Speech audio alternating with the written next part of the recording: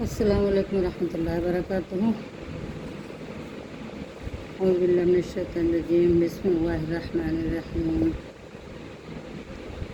حضور اقدس صلی اللہ علیہ وسلم کا ارشاد ہے کہ قیامت کے دن اللہ جل شانہ بعض قوموں کا حشر ایسی طرح فرمائیں گے کہ ان کے چہروں میں نور چمکتا ہوا ہوگا، وہ موتیوں کے ممبروں پر ہوں گے، لوگ ان پر رشک کرتے ہوں گے، وہ انبیاء اور شہداء نہیں ہوں گے۔ کسی نے عرض کیا، یا رسول اللہ ان کا حال بیان کر دیجئے کہ ہم ان کو پہچان لیں۔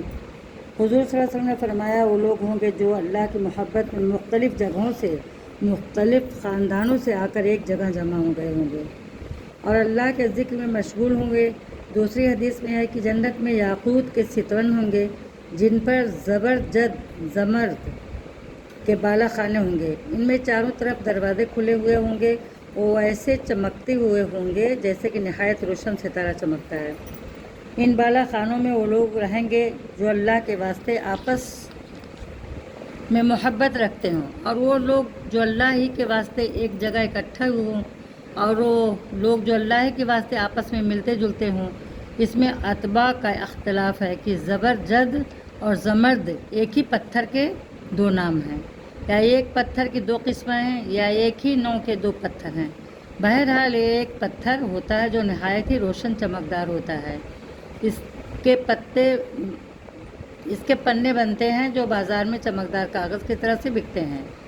آج خانقاہوں کے بیٹھنے والوں پر ہر طرح الزام ہے، ہر طرح سے فقرے کسے جاتے ہیں۔ آج انہیں بس جتنا دل چاہے برا بھلا کہہ لیں، کل جب آنکھ کھلے گی اس وقت حقیقت معلوم ہوگی کہ یہ بوریوں پر بیٹھنے والے کیا کچھ کما کر لے گئے، جب وہ ان منبروں اور بالا خانوں پر ہوں گے، اور ہنسنے والے اور گالیاں دینے والے کیا کما کر لے گئے۔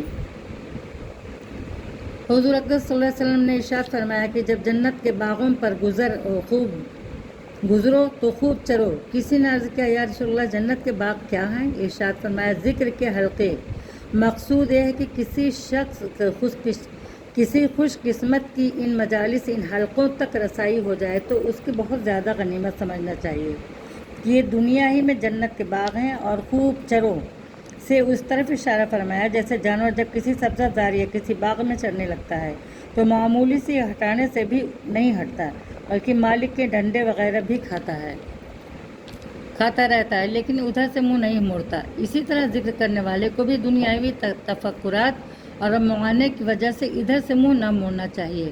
جنت کے باغ اس لیے فرمائے کہ جیسا کہ جنت میں کسی قسم کی آفت نہیں ہوتی، اسی طرح یہ مجالس بھی آفات سے محفوظ رہتی ہیں۔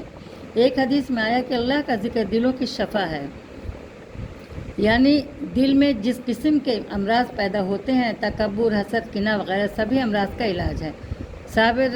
صاحب رحلی الفوائد فی الصلاۃ والعوائد نے لکھا ہے کہ آدمی ذکر پر مداومت سے تمام آفتوں سے محفوظ رہتا ہے۔